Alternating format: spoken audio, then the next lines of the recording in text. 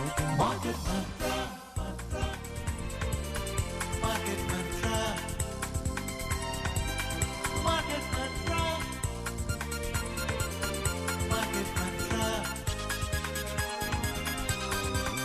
Market Mantra,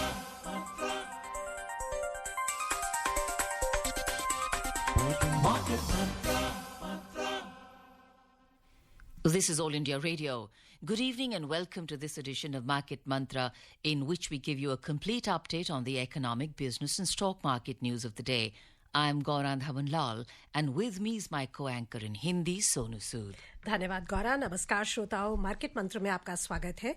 रोज की तरह आज भी हम देश और दुनिया से आर्थिक, व्यापारिक और शेयर बाजार के ताजा समाचार आप तक लाएंगे और उन पर चर्चा करेंगे। चर्चा के लिए आज कार्यक्रम में आमंत्रित हैं वरिष्ठ आर्थिक विशेषज्ञ यामिनी अग्रवाल। यामिनी जी नमस्कार, स्टूडियो में आपका स्वागत है। नमस्कार, धन्यवाद। और अब हेडलाइंस के साथ है Gaura धवनलाल। Welcome, Dr. Yamini, and thank you, Sonu. A quick look at the headlines. Domestic stocks log gains of more than 2%. Sensex closes above the 58,000 mark. Nifty settles above the 17,250 level. Rupee closes at 81 rupees and 52 paise. UPI payment cross 11 lakh crore rupee milestone this month. Government of India approves 36,000 crore rupees to install 25,000 new towers. Asian stocks climb following gains in US share markets. And Brent crude trades at $90.20 per barrel.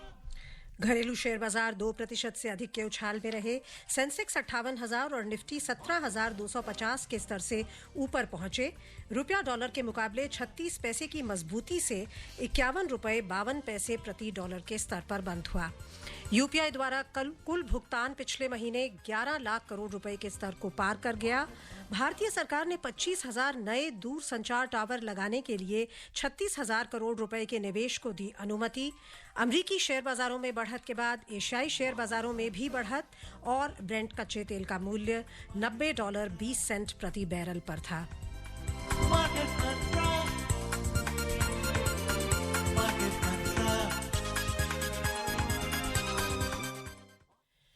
Sensex और Nifty में 2% से अधिक की बढ़त दर्ज हुई।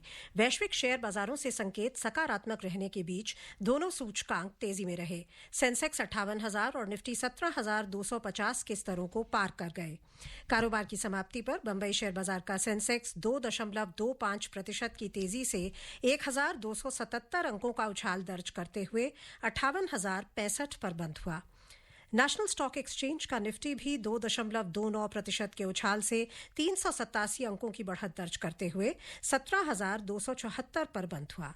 व्यापक बाजार की बात करें तो बीएसई मिड कैप सूचकांक 2.4% के उछाल में रहा और स्मॉल कैप सूचकांक में 1.5% की बढ़त दर्ज हुई। The Sensex and the Nifty today climbed more than 2%. Both indices gained as cues from the global share markets were positive. The Sensex finished above the 58,000 mark, while the Nifty settled above the 17,250 level. The Sensex rose 1,277 points, or 2.25%, to close at 58,065. The Nifty also surged 387 points, or 2.29%, to end at 17,274. In the broader market at the BSE, the mid-cap index rose 2.4% and the small-cap index climbed 1.5%. In the Sensex pack, 27 companies posted gains, while 3 logged losses. IndusInd Bank gained 5.5%, Bajaj Finance climbed 4.4%, and Tata Consultancy Services surged 3.6%. On the other hand, Power Grid tumbled 1.1%, Sun Pharma plunged 0.25%, and Dr. Reddy's declined 0.2%. In sectoral indices at the BSE, all 19 sectors logged gains. The metal sector gained 3.4%, and the service sector surged 3.1%. The financial sector was up by 2.8%, and BankX climbed 2.7%. The overall breadth of the BSE trade was positive, as shares of 2,572 companies gained, while 874 fell. Shares of 118 companies remained unchanged. Dr. Yamini, 2,572 companies gained only 118, I think 874 fell. So the overall, as we can see, there was a surge in most of them after yesterday falling down, today's surge. How do you see this up and down? Are people booking profits or what's happening? Well, I think it's an effect of a few things, which is one, that there has been an increase in the repo rate, which has further fostered the idea that the inflation is being looked at and is being targeted at the particular level or the benchmarks which are expected. Another thing that is playing a role is the corporate earnings, which are likely to be announced, which will have an effect on the market. Also, if we look at the stance of the FIIs, which have turned net buyers because of the increase in the repo rate or the interest hikes, also is also bringing about an indication of positivity in the market. Right. So all these factors are playing an important role. So there are a lot of uncertainties. जैसा हम जानते हैं कि वैश्विक जो situation है उसमें recession का भी डर है, ग्लोबल स्लोडाउन का भी डर है. एट द सेम टाइम जो इनपुट प्राइस प्रेशर्स थे वो लगता है कि ईज हो रहे हैं. सो इस पूरे सिनेरियो में आपको जो कॉर्पोरेट, आपने मेंशन किया कि कॉर्पोरेट रिजल्ट्स आने वाले हैं, एक बहुत बड़ा ट्रिगर, उससे आपको क्या एक्सपेक्टेशंस है? जी देखिए, कॉर्पोरेट अर्निंग्स बेहतर ही होनी चाहिए. कोविड के समय की वजह से काफ़ी अर्निंग्स डाउन हो गई थी, पर जैसे जैसे प्री पेंडेमिक लेवल पे रिकवरी पहुंची है, कॉर्पोरेट्स ने भी अपनी सेल्स बुक की हैं. हाल ही में देखा गया है कि जो ऑटो सेल्स हैं और जो रजिस्ट्रेशंस हुई हैं वो हाईएस्ट लेवल पे हुई हैं. जीएसटी कलेक्शंस की भी अगर आप बात करें तो 28% जंप है फर्स्ट 6 मंथ्स के जो रेवेन्यू कलेक्शंस हुए हैं. तो ओवरऑल जो मार्केट्स हैं वो बॉयंट हैं और वहाँ पे हमने डिमांड देखी है. एक पेंट अप डिमांड भी थी, वो भी डिमांड देखी है. कॉन्टैक्ट बेस्ड इंडस्ट्रीज जैसे टूरिज्म है, होटल इंडस्ट्री है, इनमें जो काफ़ी सिवियरली इफ़ेक्ट हुई थी वो भी वापस रीसरेक्ट की हैं और माना जा रहा है कि विंटर सेशन के अंदर वो वापस अपनी जो है गति पाएंगी और जो है रिकवर कर पाएंगी. तो इन सब का एक पॉजिटिव इफेक्ट रहेगा. दूसरी बात, जो पीएमआई इंडेक्स है, परचेजिंग मैनेजर्स इंडेक्स है, वो एसएनपी के द्वारा भी फाइंड जो किया गया है वो 55% पे फाइंड किया गया है, 55.1, जिसके तहत माना जा सकता है कि एक एक्सपेंशनरी फेज रहेगा. अगर आप देखें तो मैन्युफैक्चरिंग में थोड़ा स्लो डाउन आया है, पर क्योंकि जो पीएमआई इंडेक्स है वो अभी भी पॉजिटिव दिखा रहा है और ओवरऑल इन्वेस्टमेंट्स दिखा रहा है इंडस्ट्री में और प्रोडक्शन एक अपबीट रहेगी, उसका भी एक कॉन्फिडेंस हम देख सकते हैं मार्केट में. जो अंतर्राष्ट्रीय स्थिति हैं उसकी वजह से हमें खासा असर पड़ेगा, खास तौर पे क्रूड ऑयल प्राइसेस की वजह से हमारा इन्फ्लेशन जो है वो अभी भी मुश्किल चैलेंजिंग रहेगा हमारे लिए. और जो हमारे रुपये पे है वो भी दबाव बना रहेगा, क्योंकि अगर फेडरल रिजर्व बैंक एग्रेसिव रहता है अपने रेट हाइक्स को लेकर के तो एफआईआईज का रुझान वापस उधर पहुंच सकता है. और जो वैश्विक स्थिति है सप्लाईज को लेकर के वो भी हमारे इन्फ्लेशन पे असर डाल सकती है. Dr. Yamini, we keep talking of levels reaching the pre-pandemic level. And earlier we would think of there were 2-3 factors which are affecting the market and the global scenario also. Do you think we can safely say that, once having reached the pre-pandemic level, most of the levels of the challenges of COVID have been factored in, and now it's probably just the Russia-Ukraine crisis which is now playing heavy? Well, it's important to see the geopolitical scenario in the entire light. One is the Ukraine-Russia crisis, which is affecting the markets, both on the supply side as well as on the crude oil prices. Another important factor is the central bank's actions lately to counter their inflation, which is a rate hike and an aggressive rate hike because the inflation is in double digits or is at 40-year high. So there is a constant increase in the interest rates, which is also taking away the liquidity from the market. The third factor that we would look at is that there is a stagflation fear, which is becoming a reality for many of the economies, whether it is US, UK, Europe as a zone, or even for China, a slowdown is something that we can see. So these are certain economic realities which we can't isolate ourselves. India, despite the fact that there has been a lot of geopolitical tensions as well as a lot of international divides over the matter. India has been in terms of its foreign policy as well as domestic policy, has been neutrally taking care of its national interests, where it prides in saying that it is always in favor of world peace. It also takes care of its interest by entering into bilateral free trade agreements with UK, as well as going forward with Quad, as well as taking care of other aspects geopolitically, also maintaining good relations with its neighbors. So this mature balance is being maintained by the country. True. So that, and also what is important is now the domestic consumption, especially because of the festivity times from October to December and the marriage season, is one consumption driver in the economy, which does affect the overall economy. Yamini जी, जो pandemic आया उसका हमने एक तरह से सरकार ने फ़ायदा उठाया, कई स्ट्रक्चरल रिफॉर्म्स लेके आए.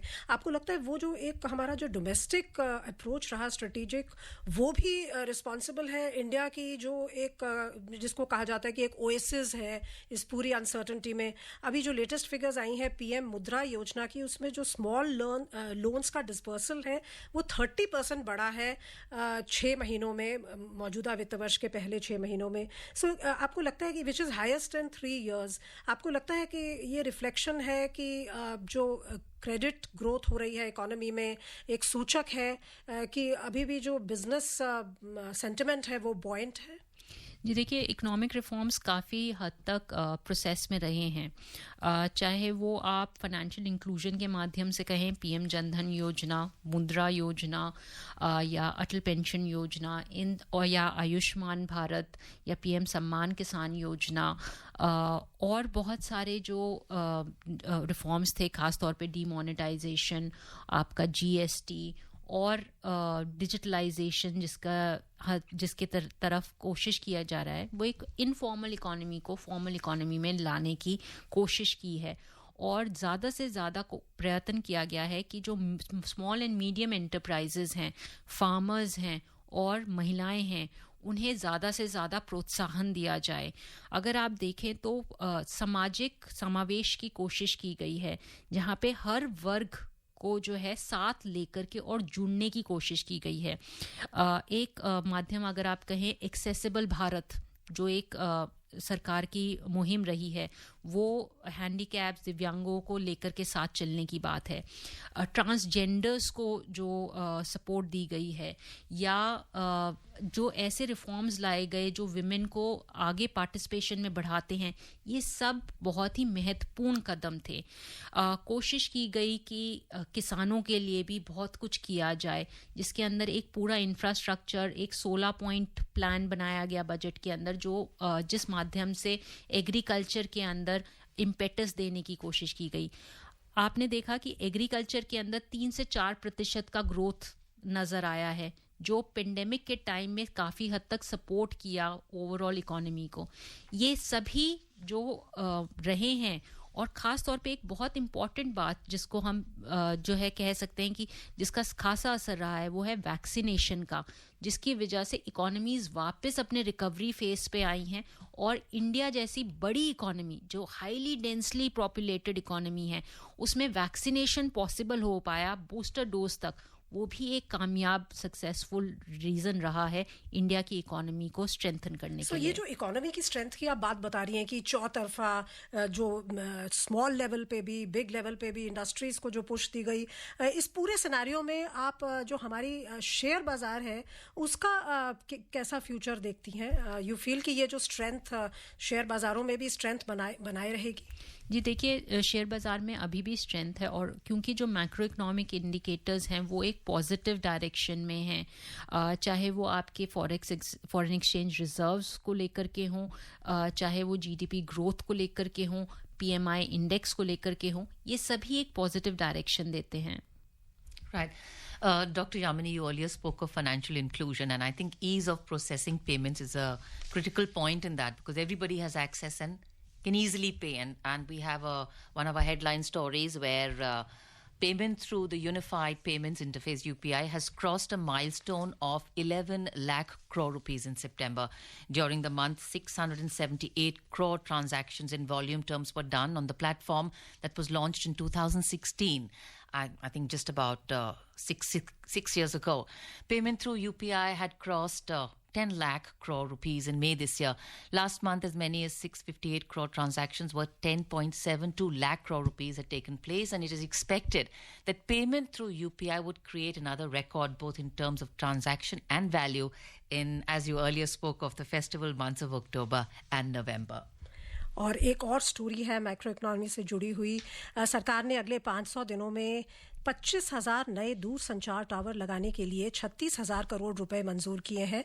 इलेक्ट्रॉनिकी और सूचना प्रौद्योगिकी मंत्री अश्विनी वैष्णव ने नई दिल्ली में राज्यों के सूचना प्रौद्योगिकी मंत्रियों के डिजिटल इंडिया सम्मेलन के समापन समारोह में कहा कि टावर स्थल की सूची राज्यों के परामर्श से तैयार कर ली गई है और इसकी आगे भी समीक्षा की जा सकती है। श्री वैष्णव ने कहा कि डिजिटल इंडिया के लिए देश के प्रत्येक कोने तक इसकी पहुंच महत्वपूर्ण है। क्या लगता है आपको, ये जो दो खबरें हैं, डिजिटल इंडिया कितना बड़ा एक स्टेप रहा है भारत की फास्ट प्रोग्रेस में? हम 5th largest economy of the world बन गए हैं और ये 5G टेक्नोलॉजी जो आई है जिसके बारे में हम बहुत सुर्खियां पढ़ रहे हैं, ये कितना बड़ा एक कहेंगे इनिशिएटिव है, माइलस्टोन है? जी देखिए, ज़रूरी बात है कि इकोनॉमिक ग्रोथ के लिए और सभी के लिए वो ग्रोथ मायने रखती हो, उसके लिए ज़रूरी है कि फाइनेंशियल इंक्लूजन हो, जिसके अंदर बहुत सारे समय बहुत लोग फाइनेंशियल इंस्टीट्यूशंस या बैंक के साथ नहीं जुड़ पाते थे, जिसमें पीएम जनधन योजना और जो पेमेंट बैंक्स हैं उनका काफ़ी योगदान रहा है, जिसको सपोर्ट किया है आधार ने, क्योंकि लोगों के पास डॉक्यूमेंटेशन है और जो भी पुअर से पुअर लोग हैं, जो गरीब से गरीब तबका है, वो भी आज बैंक के साथ जाकर के अपनी बैंकिंग कर सकता है और पेमेंट बैंक के द्वारा, मोबाइल के द्वारा किसी भी तरीके से पेमेंट्स कर सकता है। वो एक इनफॉर्मल इकोनॉमी से एक फॉर्मल इकोनॉमी में आता है। वो अपना एक स्टेटमेंट बना सकता है, उसके पास बैंक का खाता है तो वो लोन उठा सकता है। अगर कोई एक दुकानदार है, वो दुकान पे काम कर रहा है और वो चाहता है कि उसके बिजनेस को लोन मिले, तो वो बैंक खाते के द्वारा अपना बता सकता है कि कितना पैसा आता है और कितने पे उसे लोन मिल जाए। डिजिटलाइजेशन का एक सबसे बड़ा फायदा जो हुआ है वो लोगों तक जो सर्विसेज हैं वो कम से कम कॉस्ट पे पहुंची हैं, चाहे वो कंज्यूमर गुड्स को लेकर के हों, चाहे वो एक बेसिक नेसेसिटी हो, इलेक्ट्रिसिटी हो, आपकी पासपोर्ट सर्विस हो, ड्राइविंग लाइसेंस हो, ये ईज और ट्रांसपेरेंसी के साथ पहुंची हैं और अकाउंटेबिलिटी के साथ पहुंची हैं। आज सारी ट्रांजैक्शन देखी जा सकती हैं, पहचानी जा सकती हैं, रूट की जा सकती हैं और उसका सीधा असर लोगों के फायदे तक पहुंचता है, क्योंकि वो किसी को भी अकाउंटेबल बना सकते हैं। 5G को लेकर के या जो एक डिजिटलाइजेशन के प्रोसेस को लेकर के एक महत्वपूर्ण चीज़ है, चाहे वो हेल्थ सर्विसेज हो, एजुकेशन सर्विसेज हो या बेसिक फैसिलिटीज़ देना हो, उनका जो कॉस्ट है वो कम से कम हुआ है और जो नॉलेज ड्रिवन है, क्योंकि आज आप सिर्फ अपने देश के साथ नहीं जुड़ते, आप बाकी देशों के साथ भी जुड़ते हैं और बाकी की जो क्रियाएं हो रही हैं उन सभी के साथ जुड़ते हैं और नॉलेज पाते हैं और उसके साथ साथ एंटरप्रेन्योरशिप और चीज़ें साथ के साथ जुड़ती हैं। तो ये जो इकोसिस्टम है जिसे हम कहते हैं, उसको स्ट्रेंथन करता है और डेवलप करता है। Dr. Yami, you spoke about an ecosystem. We are reaching scale. So many more towers are being put up. UPI payments are increasing and definitely scale is being reached. We are also working on last mile filtration down to everybody. Now, linking this with awareness and education. So to ensure that these fruits are sustained, to ensure that, you can have a lot of information and knowledge, but you don't know what to do with it. So do you think that somewhere in terms of how we see our education, that also needs to be moving along with, you can't have a syllabus which is designed by people of another previous generation for it to be valid today? Well, there are a lot of changes that are happening in the education system. The NEP itself has brought about a huge amount of a change. Also, when we connect people to certain facilities, let's say making payments through the mobiles or other things, they do get educated by themselves.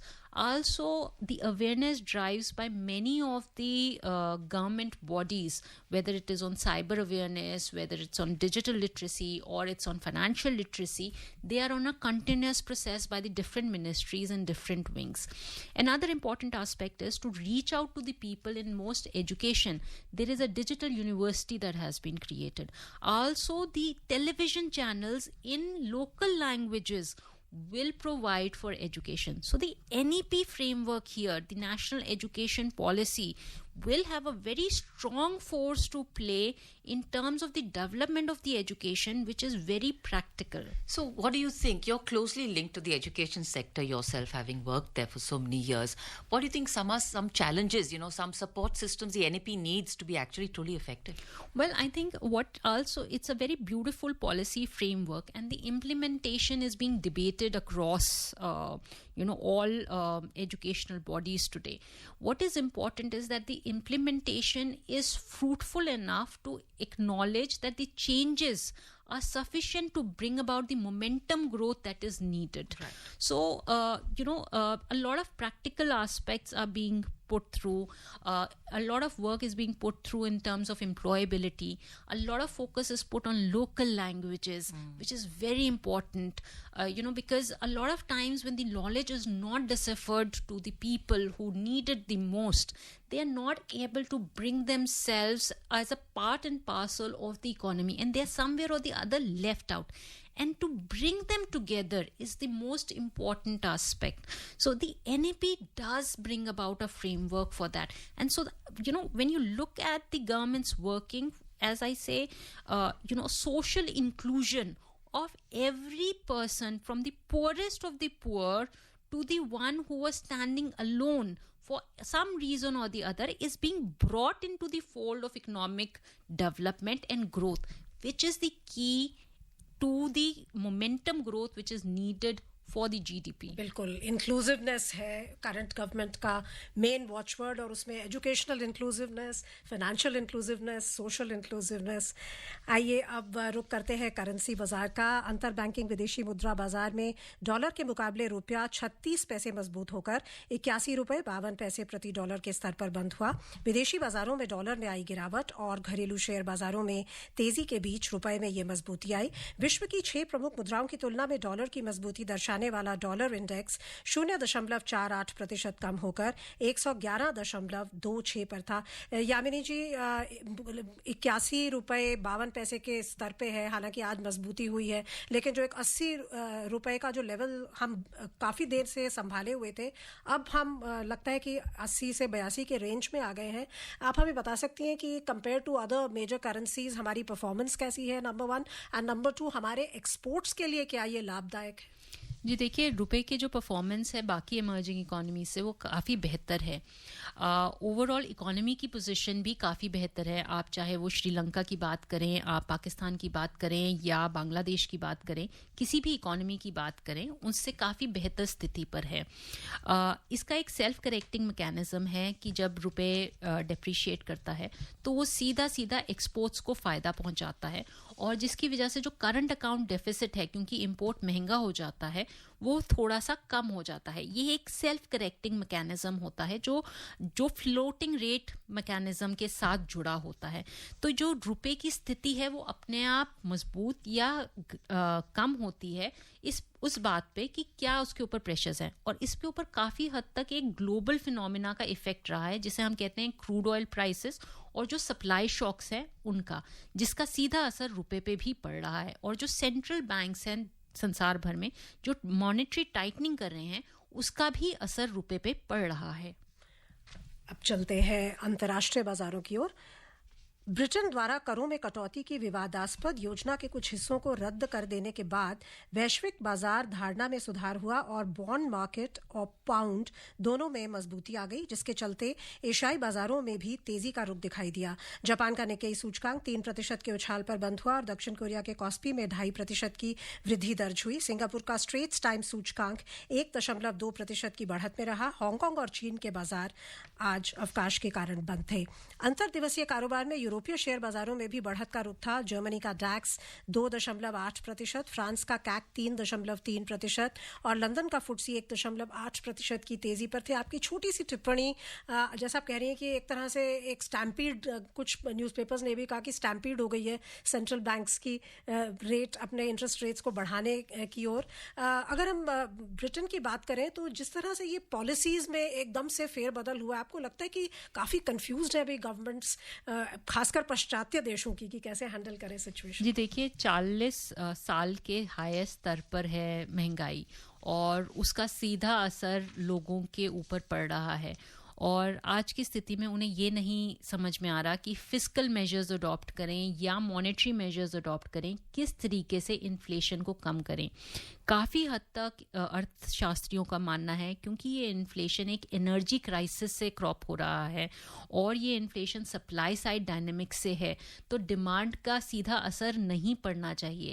पर क्योंकि एक traditional means में central banks के पास जो monetary policy है उसमें interest rates को बढ़ाना एक कामयाब तरीका माना जाता है, उसी के ऊपर अभी भी ऑब्जेक्टिव लिया गया है।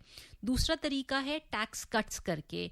अगर टैक्स कट्स करेंगे तो भी डिमांड बढ़ जाती है, लेकिन उनके पास वो स्थिति नहीं समझ में आ रही कि फिस्कल मेजर्स को लें या मॉनेटरी मेजर्स को किस तरीके से साझा लें कि इन्फ्लेशन का दर कम कर सकें।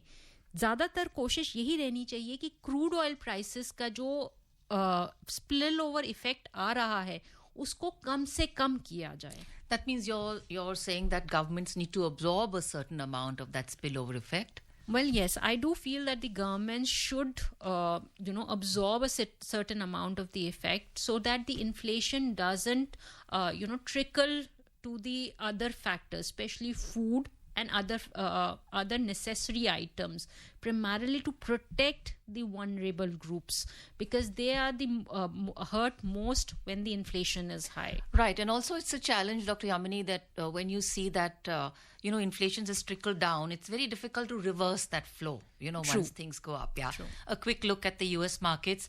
U.S. stocks rose sharply on the first day of trading of the fourth quarter as volatile swings continued to dominate markets. The Dow Jones Industrial Average Index rose 2.7%. The S&P 500 added 2.5%, and the Nasdaq Composite climbed 2.3%. A quick question here. So the markets are showing a positive response, and inflation is also increasing. How do you see these two? Well, when the inflation rises, usually what happens is the corporates, take it as a signal for them to increase prices. And with the increase in prices, their profits increase. As a result, the earnings in many of the sectors would show a positive side. But then inflation is a prime concern for governments, Right. because it affects the poorest of the poor. So it's all not good news if the market rises. Absolutely. A quick look at the oil prices. They rose today as expectations that OPEC Plus may agree to a large cut in crude output tomorrow offset concerns about the global economy.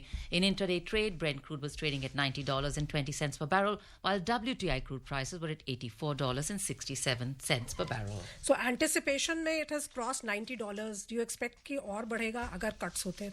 अगर cuts होते हैं तो बढ़ जाएगा।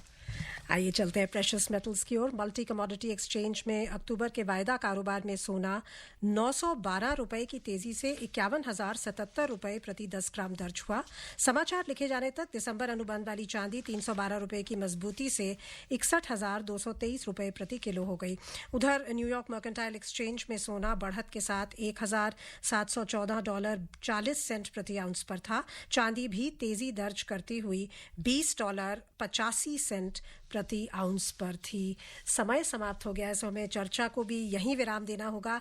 यामिनी जी आप आई और विभिन्न विषयों पर आपने हमें विस्तृत जानकारी दी, उसके लिए आपका बहुत बहुत धन्यवाद। Thank you, Dr. Yamini. Thank you for coming to the studio. And now, before we close, a quick reminder of the headlines. Domestic stocks log gains of more than 2%.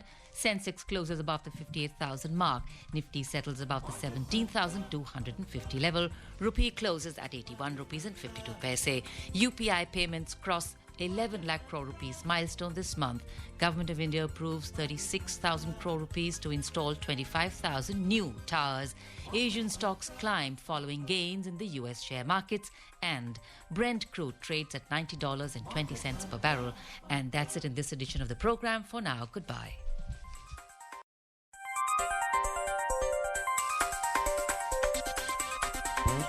Market Mantra.